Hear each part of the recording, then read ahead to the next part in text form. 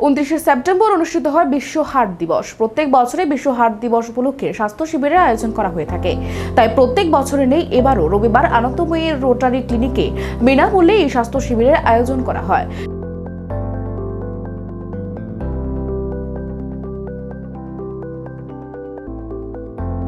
কলকাতার দুজন বিশেষজ্ঞ গ্যাস্ট্রোনোরোলজি ডক্টর পি.কে. শেট্টি এবং intervention cardiologist doctor Debapriya Mondal এদিন এই স্বাস্থ্য শিবিরে উপস্থিত ছিলেন। প্রায় 100 জন হার্টের রোগী উপস্থিত ছিলেন এই স্বাস্থ্য শিবিরে। তাদের এই কর্মসূচি আগামী দিনেও চালিয়ে যাবেন বলে জানান রোটারি ক্লিনিকের কর্তৃপক্ষরা।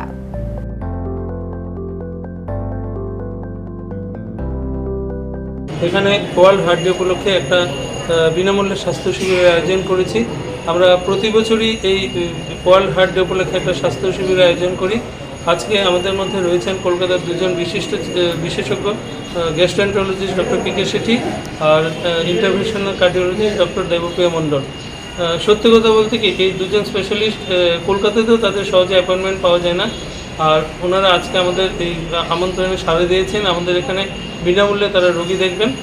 আমাদের এখানে প্রায় 100 জনের মতো পেশেন্ট রেজিস্ট্রেশন হয়েছে।